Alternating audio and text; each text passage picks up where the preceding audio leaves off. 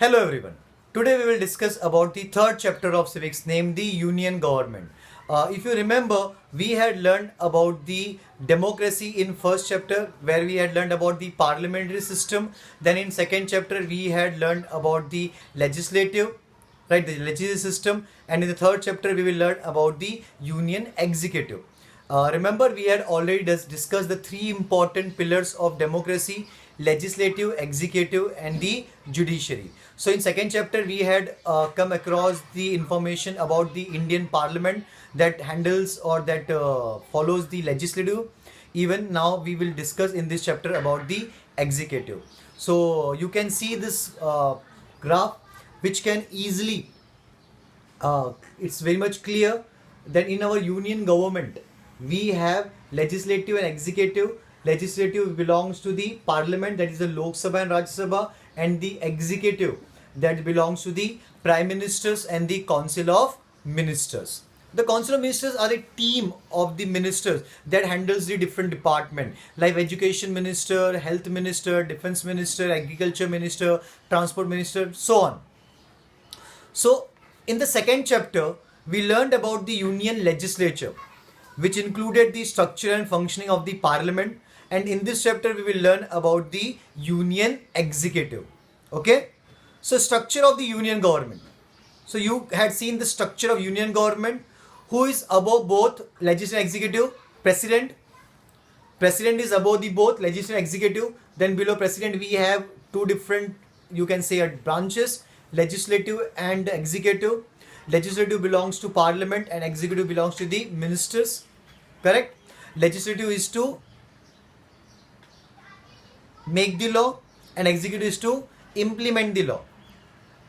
The union government means the central government. The union government means the central government. The union government is made up of the following constituents, where we have legislature and executive. Under legislature we have Lok Sabha, Rajya Sabha. Under executive we have prime minister and council of ministers. You know that legislature, executive and judiciary are the three organs of the state, and that they work for the welfare of the people. You can say the organ, or you can say the pillars that supported the democracy. In a parliamentary system, the executive is a part of legislature and is responsible to the legislature. Both are interdependent on each other, legislative and executive. When we learn about the executive, it is important for us to understand who are included in executive, what are the constitutional provisions relating to executive, and what is the procedure of policy making for public welfare. So when we are discussing about the executive, so first we need to understand who are involved in the executive and what kind of functions and power they have. So here we have the prime ministers and council of minister. So in this chapter we will read, understand the functions and the power of president, functions and power of prime ministers, and functions and power of council of ministers. India's executive comprises of the president, prime minister and council of minister. Underline this statement. It can be helpful as the blank, or it can also helpful as the answer in one sentence. So India's union executive comprises of president, prime minister and the council of ministers. So let's begin with the president. According to the provisions in the Constitution of India, as per our Indian Constitution, the president is the supreme head of the state, or you can say the supreme head of the country. The office of the president has the highest honor and prestige. The status, or you can say the designation of the president, has the highest honor and dignity, the most respect and the most honorable position of the president in our country. The office of the president has the highest honor and prestige, and it represents the Republic of India. All executive powers of the state are vested in the hand, or vested in the president by the constitution. Are vested means provided, given, or you can say hand over. The powers, as per the constitution, the powers are in the hands of president. As we had already learned that most of the appointments or the important appointments are done by the president. All the important decisions are taken by the president. Even at the time of war or even at the time of peace, The decisions are in the hand of president. All executive powers of the state are vested in the president by the constitution. The government carries out its functions in the name of president. However, in reality, the prime minister and the council of ministers runs the government. As we all know, as per the constitution, president is considered as the most important power or the person. But if you talk about the governmental function, that they are in the hands of prime minister and council of minister. We had already seen in many events or in many decisions, our prime minister come forward and he took the decision or the discussion. The government carries out its function in the name of the president. However, in reality, the prime minister and the council of minister runs the government. Therefore, the president is the nominal and constitutional head, whereas the prime minister is the executive head. So therefore, the president is the nominal and constitutional head, whereas the prime minister is the executive head. Understood? Now the election of the president. Do we directly elect president? No, we don't. Our representatives elected for the president. So it is also a kind of indirect representation. Okay, we directly elect to the prime ministers. We directly elect to the council of ministers. We directly elect to the members of Lok Sabha. But we won't directly elect to the president. The president is indirectly elected by the people of India. The common people do not vote in the election of president. We directly do not vote for the election of the president. Our representatives, those who are in the parliament, they are involved in the procedure of the election. He is elected by indirectly elected representatives. He is elected by directly elected representatives of the central and state legislature. So president is elected by the representatives who are directly elected by us. The group of these parliamentarians and members of state legislature is known as the electoral college. This team is known as the electoral college. The tenure of the president, as we all know, the tenure of the president is for the 5 years. The person contesting the presidential election should be an Indian citizen whose age should be at least 35 years. So any person, if he or she is an Indian citizen and completed the age of 35 years, can contest for the election of president. The person elected to the position of president has to take an oath while accepting the post. As we had seen, the person or the responsibility while accepting, they need to take the oath. According to the oath, the president bears the responsibility of protecting the constitution and ensuring that the government runs as per the constitution. So according to the oath, they need to be dedicated to the country and they need to be faithful for the constitution or the system followed by the constitution. The president governs in accordance with the constitution or the advice by the prime minister and the council of ministers. The responsibility of protecting the constitution is shouldered by the president. What is shouldered by the president? When we talk that the responsibilities, when we talk about the importance that are given to any authorities or any ministers, so they need to carry that responsibility. Even the president also, right? To follow the function, to follow the system of the constitution are the shouldered on the president. When we say the shouldered, Hindi में कहते हैं ना अपने कंधों पर जिम्मेदारी लेना, right? When we say that, it means the person is taking the responsibility of that department of their constitution. In the same way, president also taking the responsibility that they won't work or they won't harm the situation or the constitution of our country. The responsibility of protecting the constitution is shouldered by the president. But if in any act of president violates the constitution, what are violates? You can say violation means breaking the law, or you can say not following the constitution or not following the system. If such thing happens, then even president is liable for the punishment. ऐसा नहीं कि president है तो कुछ भी करे, president को सबसे ज़्यादा power दिया तो अपनी मनमानी चलाए, ऐसा possible नहीं है. But if any act of president violates the constitution, then the parliament has the authority to remove the president. This process is known as process of impeachment, and this process is known as the process of impeachment. Any one house can lay the charge of violation of the constitution and investigation of the charge is carried out by the other house. So अगर ऐसा कोई भी step president ने लिया जहां पे वो guilty prove हो रहे हैं तो उनके ऊपर एक्शन लिया जाता है any one of the houses, whether it's Lok Sabha और the Rajya Sabha. The resolution has to be passed by special 2/3 majority of both the houses of parliament. Resolution means any decision, whether the president is guilty or not, whether the function of president is proper or not. Then those decision taken by the 2/3 members of the parliament. Now, powers and function of the president. What are the functions and power of president? The constitution has entrusted several powers. What do you mean by entrusted? Entrusted means provided, handover. So there are so many powers are provided to the president. The constitution has entrusted several powers and functions to the president. A few functions are enumerated as follows. Enumerated means explained here. There are so many functions or so many responsibilities that are carried by the president. Few of the important functions are given here. First, the president summons the meeting of parliament. What does summons? Calls the meeting. President, we had already learned that president never involved in the discussions and the meeting of the parliament, but he can call the meeting of the parliament and he can decide whether to cancel the meeting of the parliament.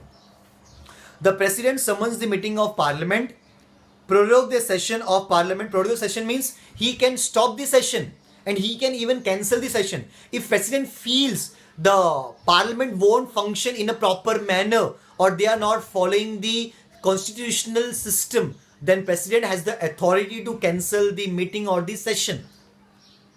Sends message to both the houses, dissolve the parliament after the tenure is over or even before the tenure gets over. President can have the power to dissolve the parliament before the tenure or even after the over the tenure. Bill passed by the Lok Sabha and Rajya Sabha must be signed by the president. We had seen the procedure, we know the procedure. The bill has to be go through the both the houses, then in last it should be signed or approved by the president. Without his signature, the bill cannot become a law, and without his signature, a bill cannot be a law. President appoints the prime minister and other minister on the recommendation of prime minister. As we all know, prime minister and council of ministers are appointed by the president. Because as president are not very much involved, so he took the suggestion and guidance of the prime minister for appointing the different minister. But the appointment are done under the president's control. Even the president of Supreme Court judges, High Court judges, election commissioners appointment, even the appointment of the chief of army, navy and air force are done under the control of president. President appoints the prime minister and other ministers on the recommendation of the prime minister. What is recommendation? Recommendation means suggestions. President appoints the prime minister and other minister on the recommendation of prime minister. The president appoints the judges of the Supreme Court and the High Court. The president also appoints the governor of states, chief election commissioner and other important officers. The president is the commander-in-chief of the armed force. So president is called as the commander-in-chief of the armed force. He is above our defense system, because in our country civil power is considered more the defense power. The president also appoints the governor of states, chief election commissioner and other important officers. The president is considered as the commander-in-chief of the armed forces. Decision regarding war and peace are made by the president. So these are the important decisions that needs to be made or approved by the president. The president has some judicial powers too. At some time president has the judicial power also. Many times president grants mercy to the criminals also on the some judicial basis. Not everyone. Many times if someone found that there should be any discussion or that person is not guilty, then they can approach the president and president has the power to waive their imprison or the charges on them. The president has some judicial powers too. For instance, for example, if a person has been charged with the death sentence from the Supreme Court or the High Court, then he has an option to go to the president for mercy, but not for every cases, for any important cases, or if there any kind of what we say, some points that needs to be discussed, then president look after it, and there will be a team, they will decide whether the person should given mercy or not. For instance, the president has the power to reduce the punishment, grant a respite or commute a sentence of a person in or in a special circumstance granted pardons or reprisals on humanitarian grounds. The president has the power to declare emergency. Even the president has the power to declare emergency in the country at any situation, maybe any health related issue or any economical issue or any violation of law. The president has the power to declare emergency in case of a crisis situation arising in the country. There are three kinds of emergencies mentioned in the constitutions: national emergency, state emergency, and the financial emergencies. In the absence of the president, his functions are carried out by the vice president. The vice president elected by the members of both the houses. Understood? So, in the absence of president, if president is not available, if he is not feeling well, then in absence of him, vice president take the charge of the work or the handles the responsibility of the president. Okay, so understood the functions and the power of president. Now, prime ministers and the council of ministers. The president is the constitutional head. As we all know, president is the constitutional head, but in reality, prime minister and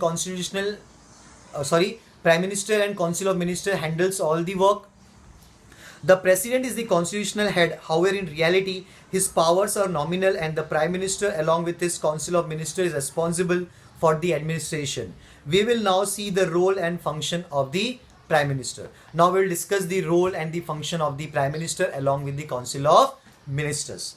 The party which attains a majority, as we all know, after the election, the party which attains the majority, they declare their leader as the prime minister, and the prime minister will appoint the different departments for the ministers. They are called as the council of ministers. The party which attains a majority in elections nominate their leader as prime minister.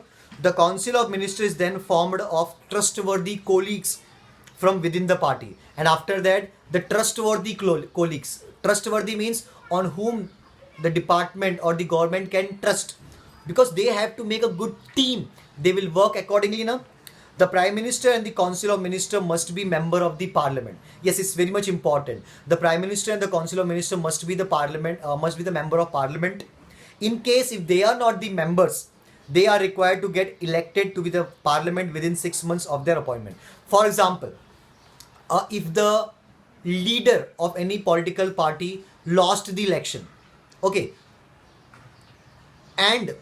but his party gains majority in the election, so if they want to make the leader as the prime minister or the chief minister, then their leader must be a member of parliament within the appointment of 6 months.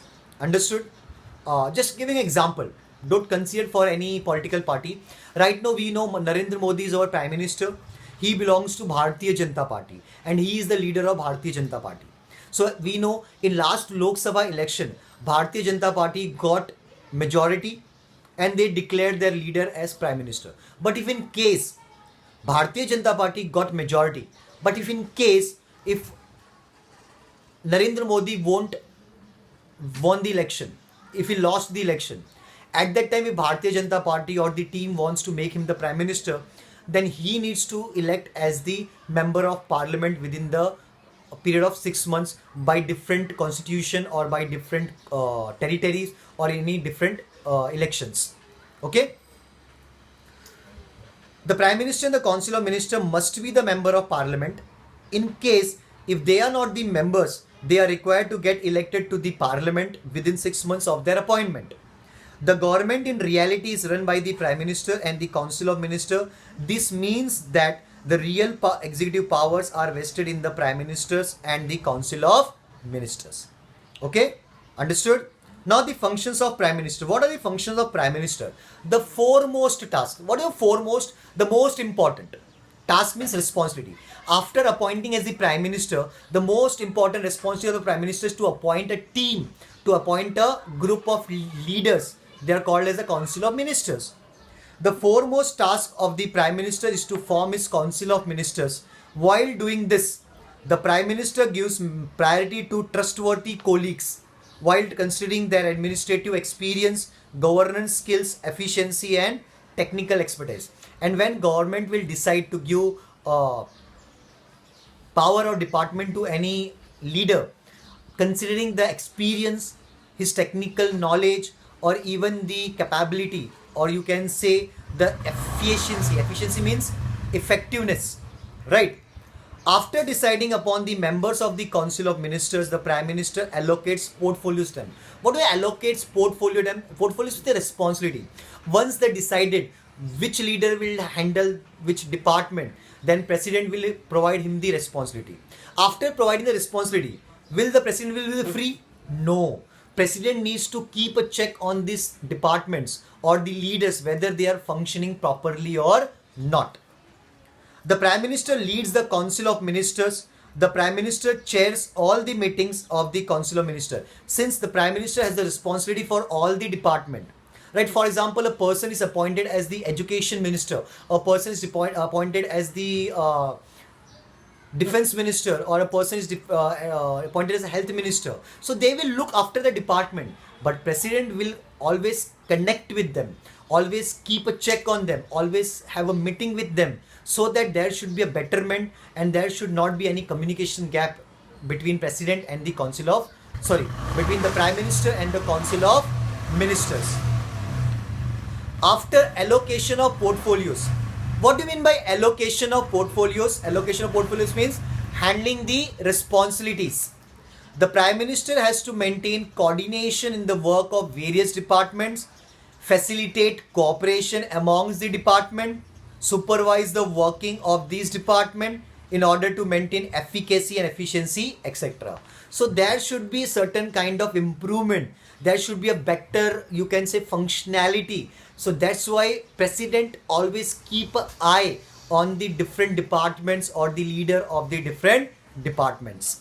The Prime Minister also has the various other responsibilities. Since the Prime Minister also is a member of Parliament, so he needs to fulfill the different department or different responsibilities. The Prime Minister also has various other responsibilities, such as to raise the image of the country. It is very much important to attend many seminars, to attend the global, to improve the image of country in the global scenario. The Prime Minister also has various other responsibilities, such as to raise the image of the culture in the international arena and work towards achieving a favorable opinion globally, to develop trust among people and to provide strong support to people who are victims of any disaster, etc. These kinds of responsibility handled by the Prime Minister. Now, the functions of Council of Ministers. So what are the functions of Council of Ministers? In a parliamentary form of government, the Council of Ministers takes initiative in the process of lawmaking. The scheme, the policy, plans, etc. are drafted and discussed and they're introduced in the House. As we had seen, the different departments have the responsibility to improve or to bring betterment in their particular field. For that, they need to discuss, they need to represent them in the Parliament. The Council of Ministers discusses important questions during making a discussion. Education, agriculture, industry, health, foreign relations, among others, are subject upon which the Council of Ministers has to decide specific policies or direction of works. These are the different fields in which Council of Ministers need to work and they need to provide better improvement in their particular field. The Parliament needs to take action the Parliament needs to be taken into confidence about the policy decisions taken by the government. It is very much important. The people of the members of the Parliament needs to be in confidence that they need to be satisfied with the work of that particular minister or the department. So in order to bring any change, they need to explain, they need to understood the requirement of the country or the citizen, so that it should be very much important for the government or the country. Therefore, the minister of respective departments lay their policy plans in the house, and that's why the ministers from the different department, they bring their plans in the house to bring about a discussion on it. And since discussion happens, then different qualities or disqualities come in front of the people. Implementation of policy is the foremost responsibility of the Council of Ministers. Implementation means implement, to follow that policy. Once the parliament approves the law. Once the parliament approves the law, the Council of Ministers implements. As we all know, once the law has been approved by the parliament, then it's the responsibility of the Council of Ministers to follow that law, to implement the law. Right? We all know parliament makes the law, Council of Ministers implements the law. So it's responsibility of the Council of Ministers. How does the parliament keep a check over the executive?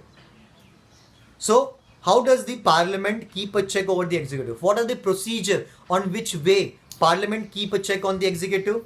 In a parliamentary system of government, the legislature tries to keep control over the executive.